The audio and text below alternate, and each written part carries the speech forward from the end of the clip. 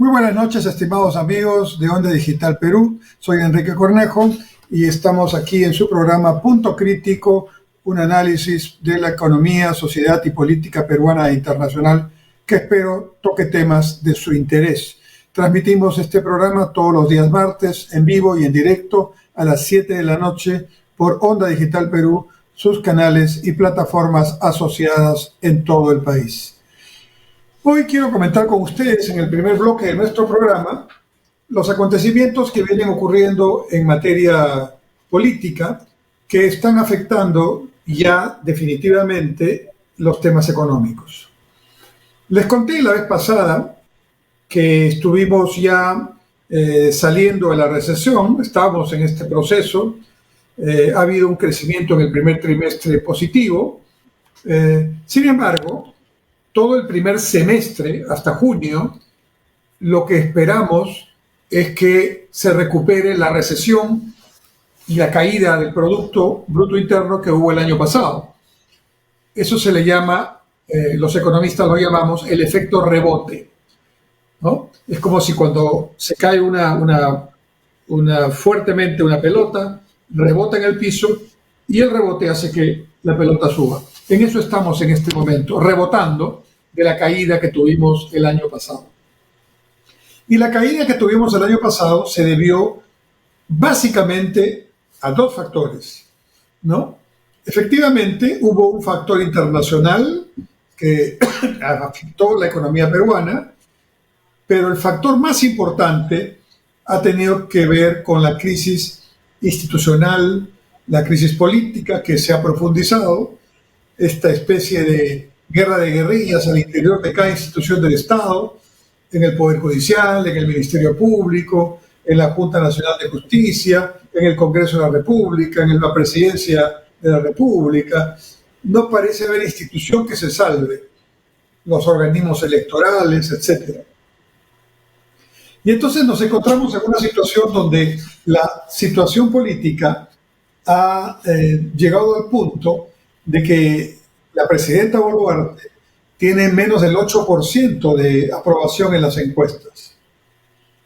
En otros países y en otros momentos, una situación como esa genera una crisis política de envergadura.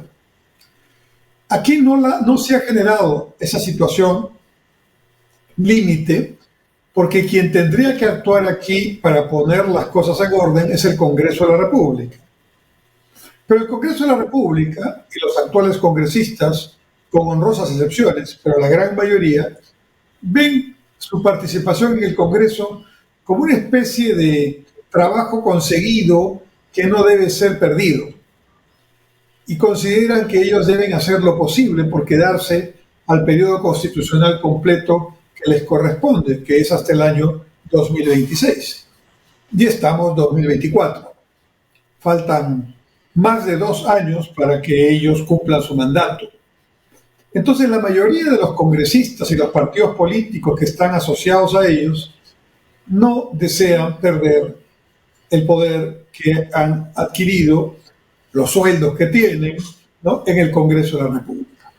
Repito, con honrosas excepciones porque las hay, la mayoría de los congresistas no dan la talla y solo están en este afán de sobrevivir políticamente, a pesar del descrédito que sigue teniendo el Congreso, sea porque algunos congresistas están acusados de recortar los sueldos de sus trabajadores, por un tema grave, un delito, otros tienen serias acusaciones de corrupción, otros tienen problemas vinculados a situaciones anteriores a su actuación como congresistas, y el Congreso en su conjunto pues sigue dando muestras de una total falta de inteligencia política, por llamarlo de alguna manera, de reflejos políticos, porque sigue disparándose a los pies, como esta decisión todavía no,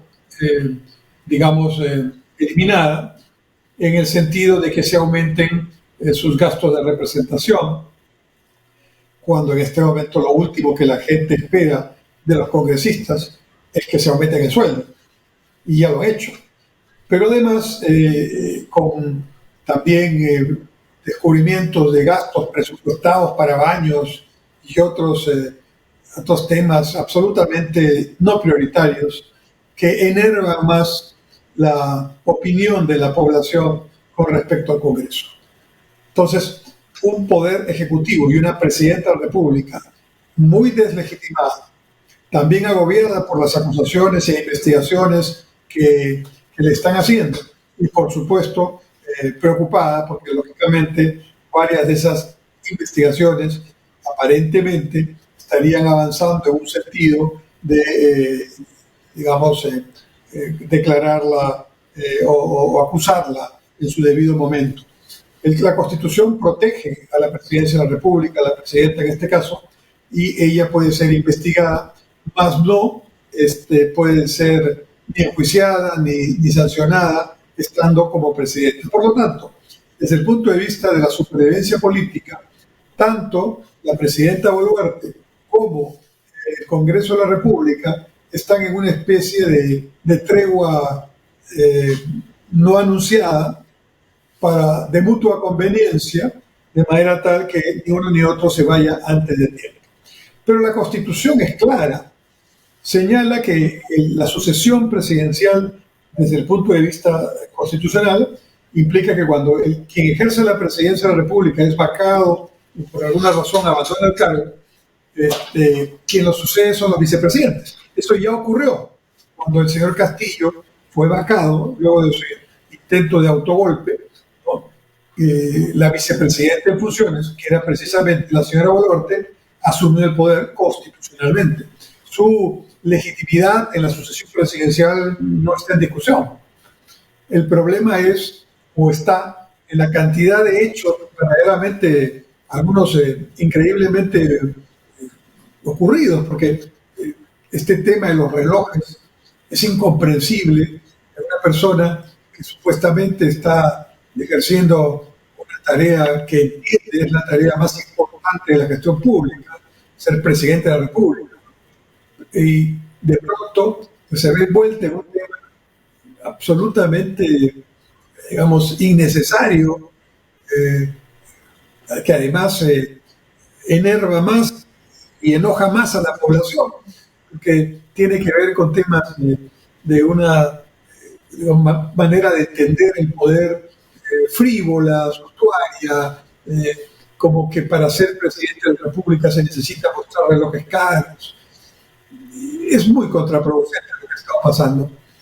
Y el Congreso y la Presidencia de la República están ahí jugando a ver quién se dispara más fuerte aquí.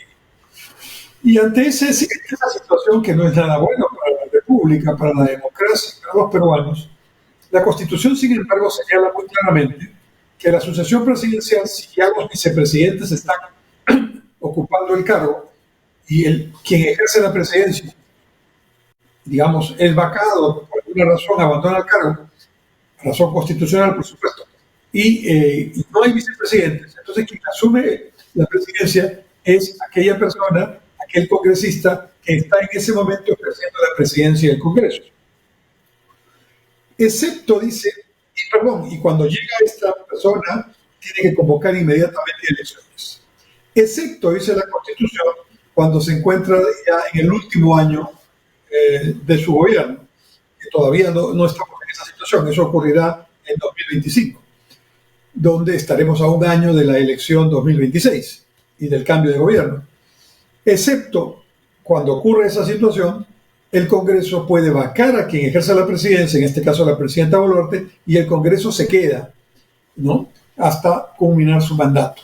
Y si quien ejerce la presidencia del Congreso asume la presidencia de la República. Entonces, estamos en una situación que puede terminar de complicarse mucho más políticamente el próximo año, porque de los dos que conviven para quedarse en la presidenta de la República de un lado y los congresistas del otro, dentro de un año los congresistas van a pasar a una situación mucho más cómoda. Pueden sacar a la vicepresidenta si es que políticamente sí lo consideran, ¿no?, si hay algún incumplimiento, una infracción constitucional, ¿no?, o mantenerse. Pero si la sacan, ya no se convoca elecciones para completar el periodo del Congreso, sino que los congresistas se quedan hasta el final de su mandato. Miren todo lo complicado que es esto. Pero mientras eso sucede, en los altos niveles de gobierno, que son el Ejecutivo y el Parlamento, en los otros poderes del Estado tenemos serios problemas. Un ministerio público que es Vox Populi, es absolutamente público y evidente, que tiene varios grupos al interior del Ministerio Público, grupos de fiscales que tienen diferentes formas de enfocar el tema y que luchan seguramente también por situaciones que no entendemos muy bien, pero que tienen que ver con el poder, el manejo de la función fiscal para sus propios intereses, porque claramente el objetivo de la Fiscalía es constitucional y está claramente estipulado. Pero si nosotros vemos que el Ministerio Público tiene estas circunstancias de que una facción, un grupo de fiscales investiga y denuncia al otro grupo, el otro grupo se defiende y también lo investiga, entonces estamos ante una crisis muy fuerte del Ministerio Público. Pero el Poder Judicial no se queda allí, también tiene sus problemas, ¿no? Y lógicamente, ante esa situación, en términos judiciales y fiscales, esto también está en una seria crisis. A ello le agregamos la Junta Nacional de Justicia, dos de cuyos miembros han sido ya suspendidos y confirmada su suspensión por la última sentencia del Tribunal Constitucional. Y entonces vemos a una Junta Nacional de Justicia, por lo menos a uno de los miembros, que amenaza con investigar y eventualmente destituir al presidente del Tribunal Constitucional, ¿no? Es decir, nuevamente la guerra de guerrillas ahí entre instituciones, ¿no? Y el Tribunal Constitucional, pues, también en discusión. Y vamos a los organismos electorales, nos encontramos con que el Congreso acaba de no ratificar al jefe de la OMPE, ¿sí? Y estamos con un cuestionamiento al presidente del Jurado Nacional de Elecciones y también a quien preside la RENIEC. Conclusión, institucionalmente no podíamos estar en el peor momento. Y esto que decíamos va por cuerdas separadas porque la economía sigue estable, ya nos está afectando. Nos está afectando porque, por un lado, los inversionistas privados han dejado de invertir. El año pasado, la inversión privada cayó menos 7%, según el Banco Central de Reserva del Perú. Y caer la inversión privada en términos negativos produce que caiga el Producto Bruto Interno también negativamente, ¿no? Y esto es miles de cientos de miles de empleos menos. Es decir, significa que va a haber menos puestos de trabajo y significa que va a haber puestos de trabajo que van a perderse porque se está creciendo menos. Y menos no solamente positivamente, sino ya en recesión negativamente. Entonces, recuperar la inversión privada debería ser una decisión de política absolutamente urgente, prioritaria para el gobierno, para el Congreso, porque sin eso no hay recuperación de la producción y del empleo. Pero los congresistas no parecen entender este tema. Sus recientes medidas de una nueva perforación séptima del fondo de pensiones que administra las AFP o el uso que acaban de permitir para sacar el 100% del CTS, la compensación por tiempo de servicios, o la reciente reincorporación de miles de profesores que habían sido cesados por incompetentes, por no pasar los exámenes y ahora han sido readmitidos. Son ejemplos de medidas que van en el sentido contrario a generar confianza. Y lógicamente esto ha repercutido en la economía. Pero además, las agencias oficiales vinculadas a bancos internacionales o no, que califican el riesgo país. El riesgo país, estimados amigos, es la manera como nos ven de fuera. Si nos ven de fuera un país con serios problemas de estabilidad económica, social, política, seríamos un país de alto riesgo político. Pueden haber proyectos interesantes, pueden haber potencialidades que pueden en algún momento ponerse en valor, pero si el riesgo país es alto, lo que se está diciendo a través de estas agencias calificadoras, de estos bancos de inversión es, cuidado, no inviertan en este país porque tiene un riesgo político alto. Eso lo tienen, por ejemplo, en este momento Venezuela, Nicaragua, lo tenía Argentina y ahora se está revirtiendo con Milei. Y Perú acaba de tener dos noticias que hay que tomarlas con atención. Primero, la agencia Fitch, que es una de las agencias de inversión que nos ha dado el grado de inversión ya hace algunos años, eh, ha reiterado que su pronóstico de Perú para este año es negativo, o sea, una perspectiva negativa. No nos ha quitado el grado de inversión, pero que hay una perspectiva negativa, fundamentalmente por el tema político y social, ¿no es cierto? Es un tema que es una noticia no buena. Y el que además la agencia Standard & Poor's nos haya rebajado una categoría, un notch se llama, una categoría y por lo tanto aumentado el riesgo país también para Perú, es una muy mala noticia porque significa que los analistas internacionales están diciendo, ojo con Perú, no está bien políticamente y ya esto está afectando a la economía que antes no ocurría, pero ya la está afectando. Y de hecho, ellos piensan que mientras siga esta incertidumbre política, social, pues las inversiones no van a venir o no deberían venir porque correrían un riesgo alto. Todo esto hace que al subir el riesgo país, suba la tasa de interés que los peruanos tenemos que pagar por los bonos soberanos que emitimos en soles y que colocamos en el mercado internacional y que constituyen parte del ingreso que el gobierno tiene para financiar su gasto. Y también implica que quienes quieren invertir en Perú, peruanos o no peruanos, tienen que calcular que su proyecto debe tener una rentabilidad mayor que la que tenía hace 2 o 3 años, porque ahora hay que compararlo con una tasa de interés más alta debido a que el riesgo país aumentó. ¿Y qué significa el grado de inversión? Grado de inversión significa una categoría de evaluación de riesgo de un país en el que o en la que el calificador dice, al tener este país grado de inversión, aseguramos que este país, luego de la evaluación que hemos hecho, es un país que tiene solidez en su economía, que tiene buenas reservas internacionales, buen manejo fiscal, buena política monetaria y por lo tanto está en condiciones más que suficientes para atender sus compromisos de pago internacionales y hacerlo responsablemente. Dicho en otras palabras, es un país en el que se puede confiar. De hecho, cuando nos dieron el grado de inversión en el año 2008, 2009, varias de las agencias calificadoras, el nivel de inversión privada, nacional y extranjera que entró a tallar en la economía peruana fue muy grande. Hemos llegado a tener cifras de crecimiento de la inversión privada de 2 dígitos. Recuerden que les he dicho hace poco que hemos caído menos 7% en la inversión privada el año pasado. Hemos llegado a crecer en 19% en los años 2008, 2009, 2010, ¿no? Lo cual aseguraba crecimientos de 5, 7 y hasta 9% al año, contra los crecimientos esperados para este año, que están alrededor del 2,5%. Entonces, la inestabilidad política, la incertidumbre que generan estas guerras intestinas entre las propias instituciones del aparato del Estado, de las instituciones supuestamente tutelares de la democracia, están socavando la democracia a través de estas acciones que no solo demuestran falta de interés por el Perú, sino que demuestran una tremenda falta de enfoque en relación a lo que son sus funciones y, por supuesto, esto genera todavía mayor desconfianza. De manera que ese cuadro ya significa una afectación, porque al haber menos inversión producto de todo esto, privada, nacional y extranjera, al haber menos producción como consecuencia de la menor inversión y al haber menos empleo como consecuencia de la menor producción, estamos hablando de una situación que perjudica a los peruanos y a las familias en su conjunto.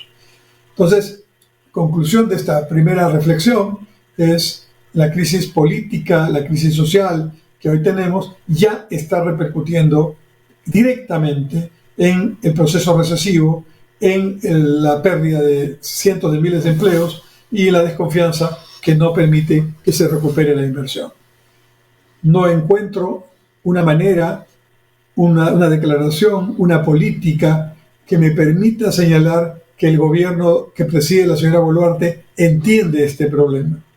A veces se incorpora en algún discurso tímidamente que hay que recuperar la inversión, pero en realidad esto no es cuestión declarativa ni de un dispositivo legal. Bueno, fuera que sea así, porque se solucionarían muy fácilmente o más fácilmente muchos de los problemas que tenemos. La confianza es algo que se puede perder en un momento, pero recuperarla es un tema que toma su tiempo, porque hay que demostrar en los hechos que no se van a hacer las cosas que que generaron esa desconfianza por la cual la inversión se fue. Y por supuesto, aquí no estoy hablando solo de la gran inversión extranjera, estoy hablando de la mayoría de la inversión privada en el Perú, que es el 80% de la inversión total privada, y esta inversión es de las MIPES, de las micro y pequeñas empresas que autogeneran su empleo, que allí sobreviven productivamente, es cierto, con bajos niveles de productividad, pero haciendo un gran colchón que al Estado le permite no cumplir con sus reglas o con sus tareas inmediatas, como son generar condiciones para la inversión, para el empleo, desarrollar infraestructura, proveer buena educación de calidad pública, salud pública, también preventiva y de alta calidad, etcétera, etcétera, etcétera. Estamos pues en una situación complicada y los partidos políticos, los 27 que ya están inscritos o los 14 que están en proceso de inscripción, que finalmente serán pues más de 30 cuando en el 26 ya estamos votando, la cantidad de estos partidos solo revela falta de liderazgo, falta de unidad de criterio y dispersión que solo alimenta más la mediocridad y los problemas que tenemos. Vamos a hacer un alto y volvemos en la segunda parte de Punto Crítico para seguir conversando sobre la actualidad económica, social y política peruana e internacional.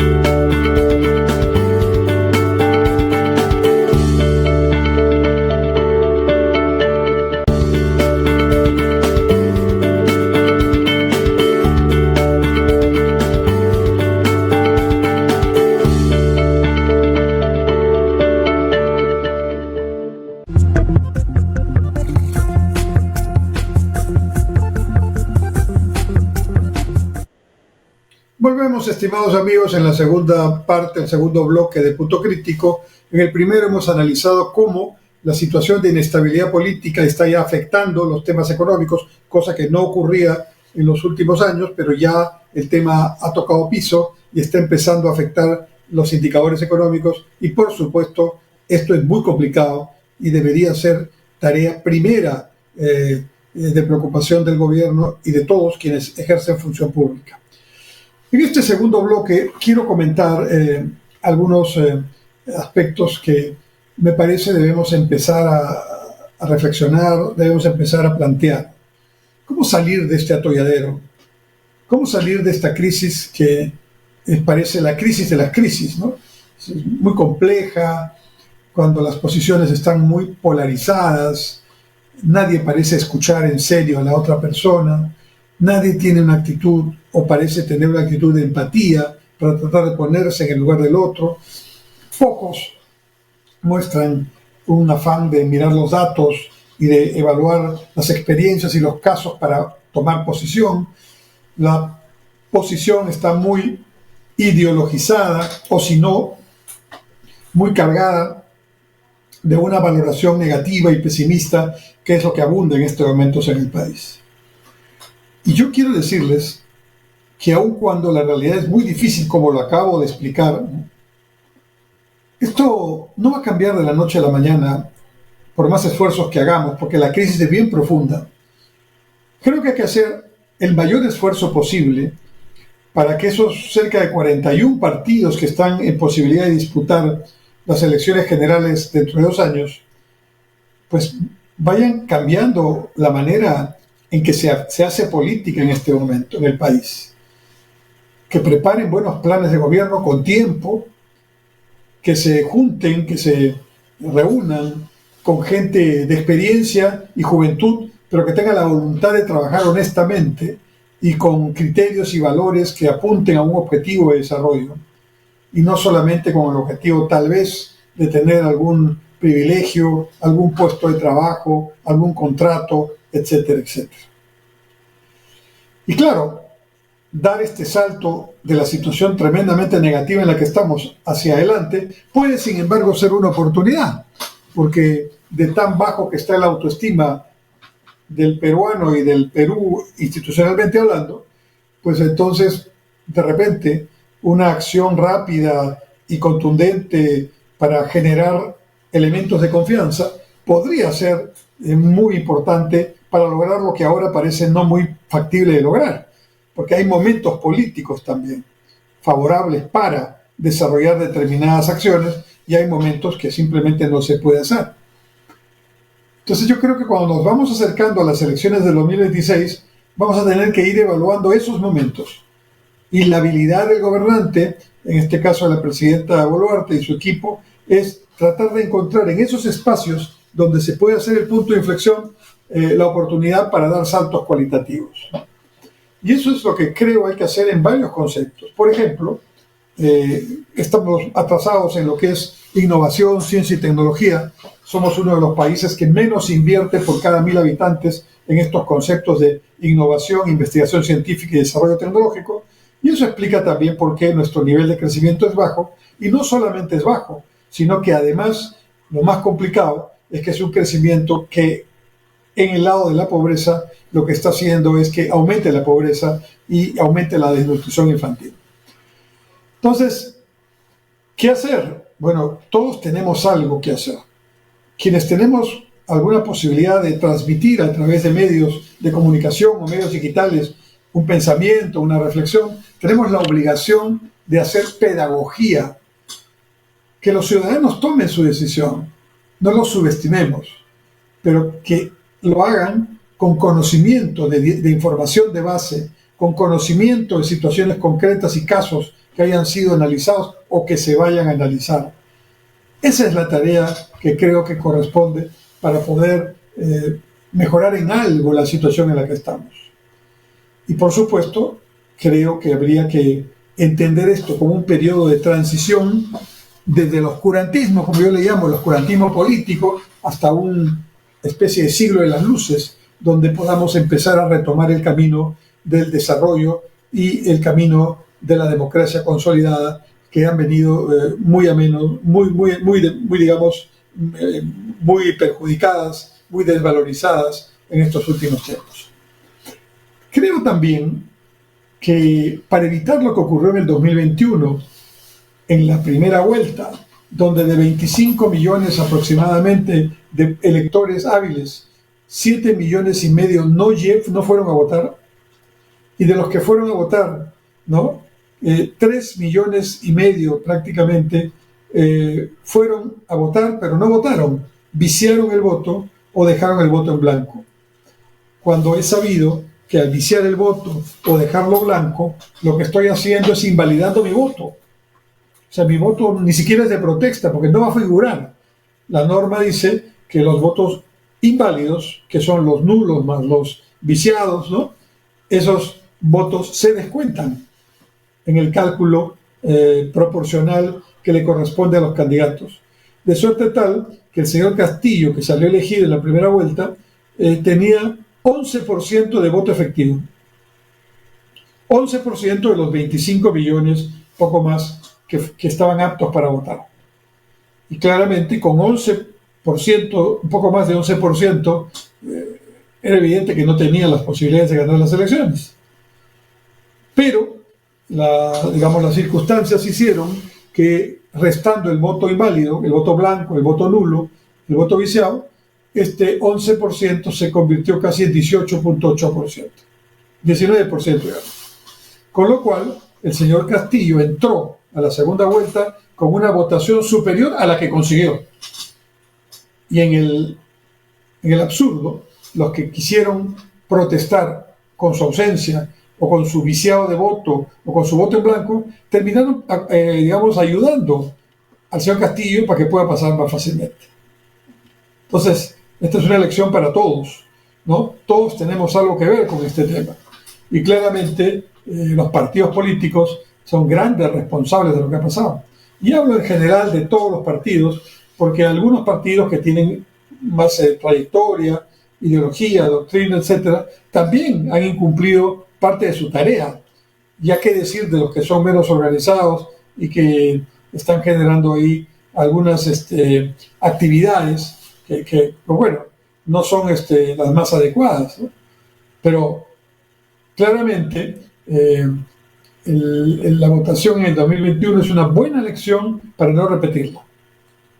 Ahí metimos la pata todos y generamos, sin querer, pero desde el punto de vista de digamos, quienes supuestamente eran los adversarios políticamente, fueron beneficiados y este beneficio se tradujo en las circunstancias que llevaron a la segunda vuelta y que ya saben cuál fue el resultado. O sea, en realidad, si nosotros vamos a los datos, buena parte de ese resultado no se hubiera producido, lo digo tajantemente, si es que hubiéramos estado en otra situación en, digamos, la parte que no tiene que ver con, digamos, los sectores populares y bajos, ¿no? Esto es lo que pasó. Entonces, definitivamente, tenemos que buscar que los partidos políticos se preparen bien, que busquen gente con experiencia y joven, pero que tengan conocimientos, que tengan una base sólida para poder discutir los temas, que haya una agenda mínima para plantear los temas de corto plazo que el gobierno, si fuera elegido, haría, y por supuesto también entender cuál es, digamos, la lógica con la cual se trabaja en estos asuntos políticos de alto nivel, ¿no? Porque digamos que si los partidos políticos estuvieran trabajando en ese tema, haciendo política, y no solamente, y haciendo política todo el año, ¿no? Y no parando en ningún momento, como siempre lo han hecho. Pero si vamos a estar, digamos, en situaciones donde no se completa lo que se tiene que hacer, porque si hay paralizaciones, etcétera, pues no vamos a conseguir muchas cosas, me temo. Entonces, lo primero que habría que hacer es entender que esto es un proceso que va a tomar su tiempo, pero empezar ya el cambio. Y el cambio puede empezar ya si motivamos a algunos de los partidos políticos que están en carrera, ¿no? Hasta el momento 27 oficiales y 14 en proceso, que pueden también incorporarse pronto, pedirles, exigirles que hagan planes serios, con propuestas serias, que estén amarradas a los objetivos del milenio de Naciones Unidas, a las políticas de Estado del Acuerdo Nacional, a el Plan Nacional de Comercio Exterior y Turismo, etcétera, etcétera, etcétera. Plan Nacional de Infraestructura. Todo eso definitivamente tiene que verse reflejado en los planes que los diferentes partidos hacen. Lo segundo es que tienen que comprometerse a preparar nuevos líderes y que incluso en esta elección debería dársele preferencia a nuevas caras, porque la gente está un poco harta de las que siempre aparecieron. Y además, creo yo que hay que buscar, para que no ocurra precisamente la dispersión de votos que hubo en 2021, ¿no? Creo que habría que propiciar la formación de frentes que incluyan a 2, 3, 4, 5 de los partidos que están aquí representados. Y eso se va a ver muy bien, porque va a verse como que es una manera de responder frente a las circunstancias en las que nos encontramos, donde parecería que no hay ninguna solución y que todo está muy mal. Hay solución, esta va a demorar, pero tenemos que empezar ya, porque las soluciones requieren largo plazo, requieren paciencia y requieren sobre todo convicción y visión. Y eso es lo que poco vemos. Visión, hacia dónde vamos, y convicción para llegar a ese dónde vamos con el mejor, digamos, con los mejores elementos, con las mejores condiciones. Hacemos un alto y volvemos a la última parte de Punto Crítico.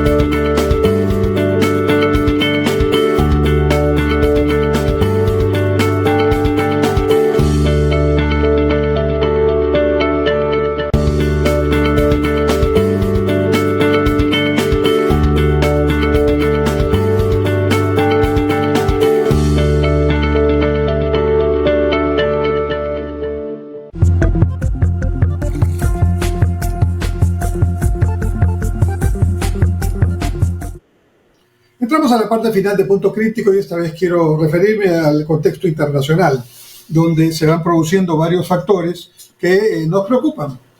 Nos preocupa el mantenimiento y, digamos, escalada del conflicto entre Hamas y el gobierno y el Estado de Israel, ¿no? Claramente Hamas es un grupo extremista, terrorista, hay que decirlo con sus nombres, ¿no? Ahora, claro, nos preocupa la situación humanitaria en Gaza con la población civil palestina, pero hay que entender que esta población civil palestina es usada por los miembros de Gaza, que tienen todavía rehenes israelíes, ¿no? Más de 100, entiendo, supuestamente están vivos, ¿no? Y la idea es que cuando ellos tienen el ataque de Israel, ellos se camuflan dentro de la población civil palestina. Se ponen en iglesias, se ubican en hospitales. Entonces, claro, es bien difícil que no haya circunstancias lamentables de muertes de civiles cuando los que toman acción armada están camuflados dentro de la propia población civil. Es lo que hacía Sendero Luminoso aquí, ¿no? No nos vayamos tan lejos. Sendero Luminoso no daba cara a la batalla, al ejército y a las fuerzas del orden, a la Policía Nacional, ¿no? Las pocas veces que daba batalla, bueno, luego se desaparecían, se dividían y se metían entre la población civil.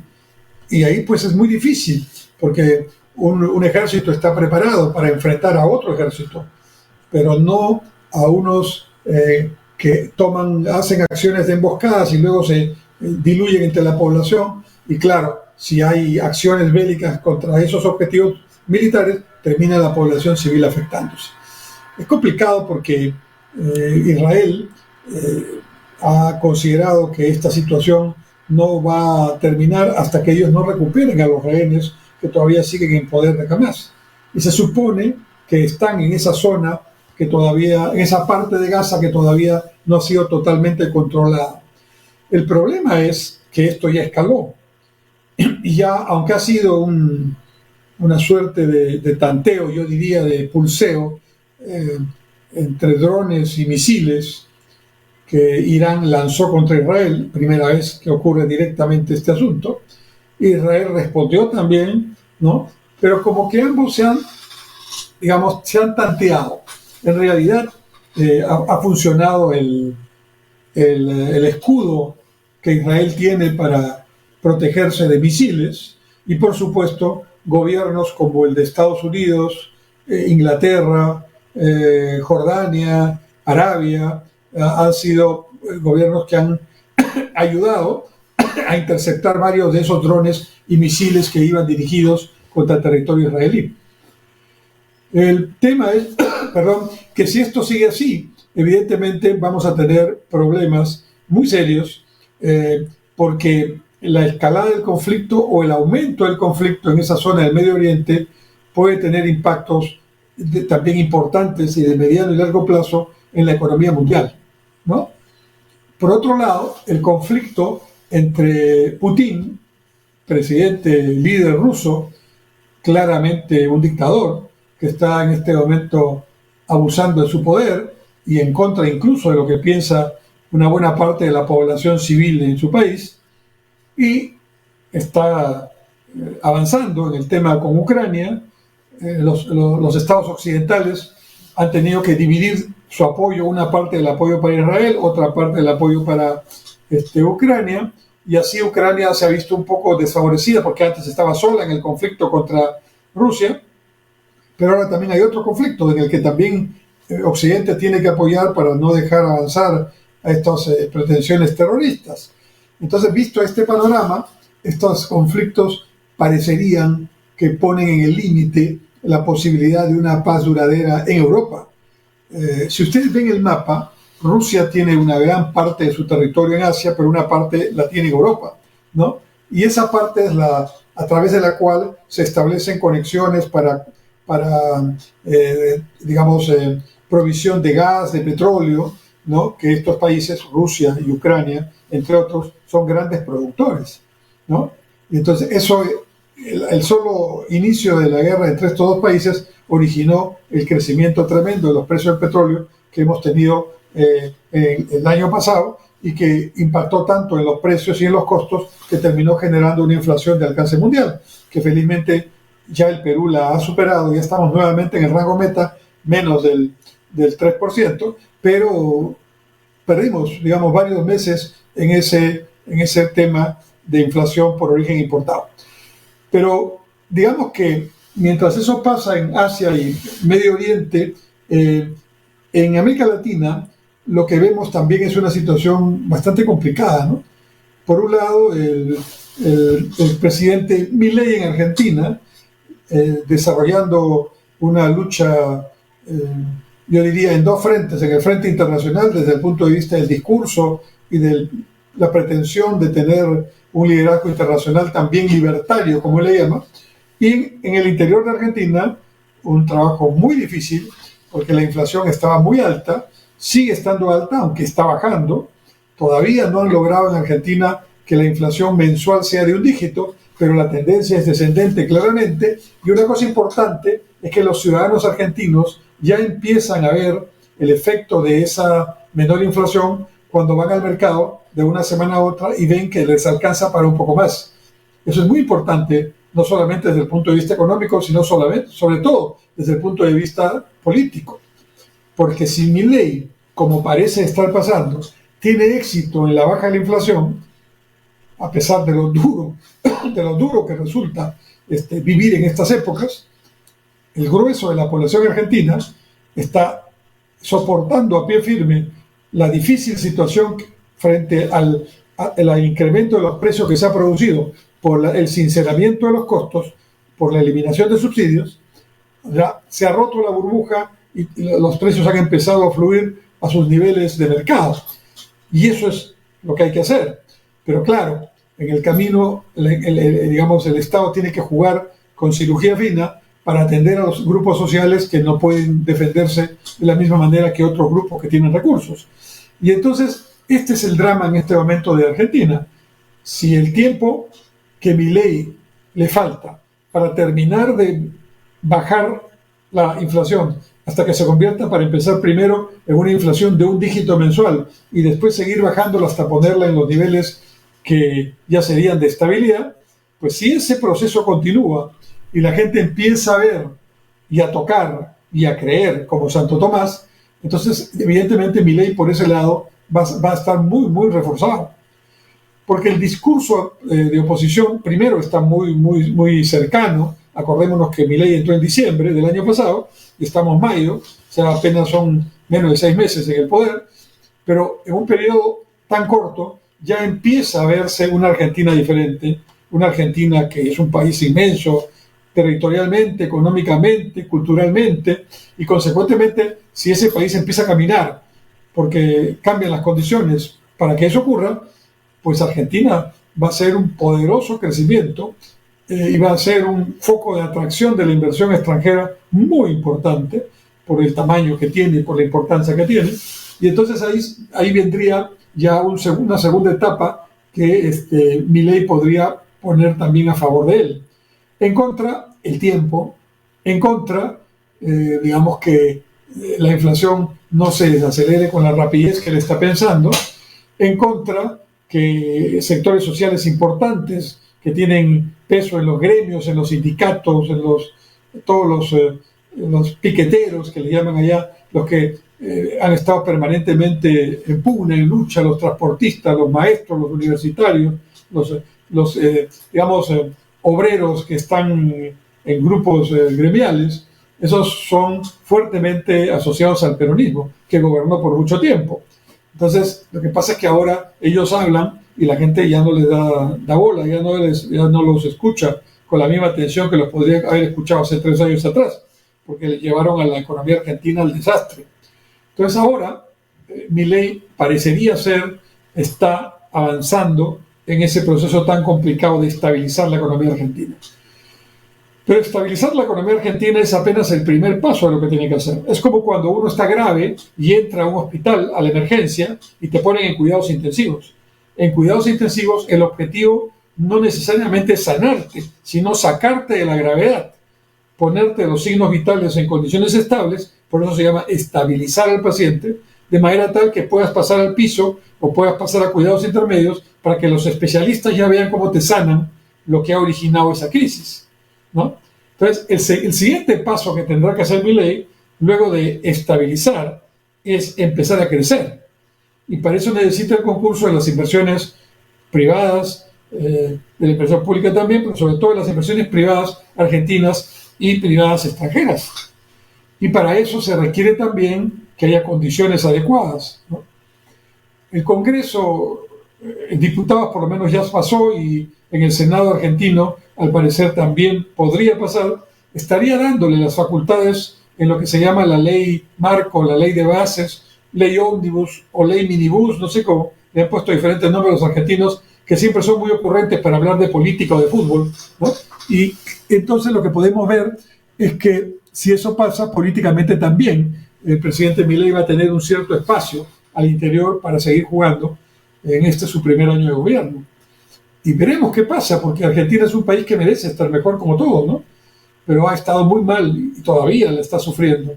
Pero vamos a ver, cuando ya se produzca la etapa del crecimiento, en el entendido que ya se combatió la inflación, entonces ahí vamos a ver qué tipo de crecimiento plantea Milei y si va a ser suficiente que la libertad y el mercado libre hagan todo, cuando sabemos que ahí también hay que buscar un equilibrio de un Estado repotenciado o más bien modernizado, ¿no?, que permita hacer las tareas que el Estado no hizo y que ahora tiene que hacer porque no las hizo, porque estaba metido en cosas que no sabe hacer o no debe hacer y dejó sus tareas principales abandonadas. Esperemos para ver qué es lo que pasa. Mientras tanto, sigamos de cerca la coyuntura también de los países cercanos y lejanos, porque todo influye en un mundo global. Que Dios los bendiga y Dios mediante, nos vemos el próximo martes, siempre a las 7 de la noche, por Onda Digital Perú, sus canales y plataformas asociadas. Hasta entonces, que tengan buena semana.